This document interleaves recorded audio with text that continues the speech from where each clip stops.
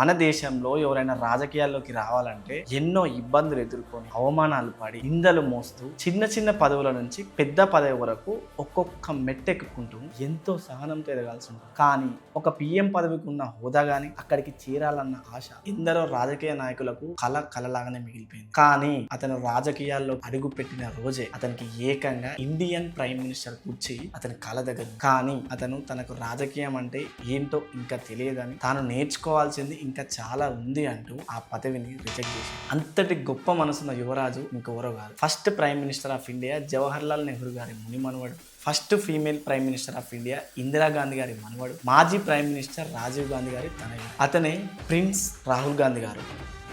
రాహుల్ గాంధీ గారు జూన్ 1970 ఢిల్లీలో జన్మించారు. ఇతను స్టార్టింగ్లో ఢిల్లీలోని సెయింట్ కొలంబా అనే స్కూల్లో చేరింది. అక్కడ కొంతకాలం చదువుకొని అక్కడి నుంచి ఉత్తరాఖండ్లోని డెహ్రాడూన్లో ది డూన్ అనే స్కూల్లో 1981 నుంచి 1983 వరకు చదువుకున్నాడు. ఇతని నాన్నమ్మైన అప్పటి ప్రైమ్ మినిస్టర్ ఇందిరాగాంధీని 1984 అక్టోబర్ 31న కొందరు హత్య చేశారు. వాళ్ళ నాన్నమ్మకి రాహుల్ గారు అంటే చాలా ఇష్టం. దేశానికి ప్రైమ్ మినిస్టర్ అయినప్పటికీ చాలాసేపు ఇతనితోనే టైం స్పెండ్ చేశారు. తన హత్య తర్వాత ఇతని తండ్రి అయిన రాజీవ్ గాంధీ గారు 1984 డిసెంబర్ 31న దేశానికి ప్రైమ్ మినిస్టర్ అయ్యారు. రాజీవ్ గాంధీ గారికి యాక్చువల్ గా పాలిటిక్స్ అంటే అంతగా ఇంట్రెస్ట్ లేదు, అయినా తప్పని పరిస్థితిలో వచ్చింది. కానీ కొన్ని రోజులకే అతని తెలుగుతో కొత్త ఐడియాస్ తో ఎంతో గుర్తింపు పొందింది. కొన్ని రోజుల తర్వాత రాజీవ్ గాంధీ గారి ఫ్యామిలీకి టెర్రరిస్ట్ నుంచి కొన్ని థ్రెట్ కాల్స్ రావడంతో రాహుల్ గాంధీని అతని చెల్లి అయిన ప్రియాంక గాంధీని ఇంట్లోనే ఉంచి చదివించారు అన్నమాట. అతను స్కూలింగ్ అయిపోయిన తర్వాత 1989లో ఢిల్లీలోని సెయింట్ స్టీఫెన్ కాలేజ్లో ఇంటర్మీడియట్ చేశారు. ఆపై చదువులకు హార్వర్డ్ యూనివర్సిటీలో జాయిన్ అయ్యారు. కొన్ని రోజుల తర్వాత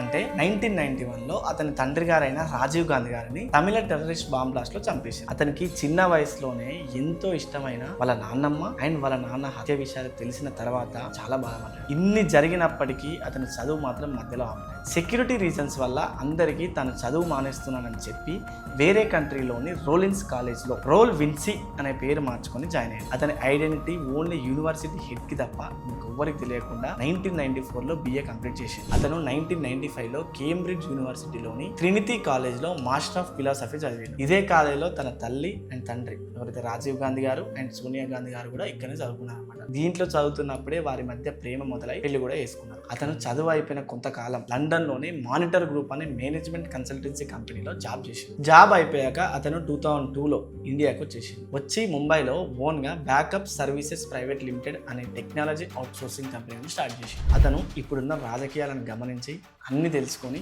తాను రాజకీయంలోకి వస్తానని మే 2004 ఎలక్షన్స్ లో పోటీ కూడా చేస్తానని ఒక ప్రెస్ మీట్ లో చెప్పాడు.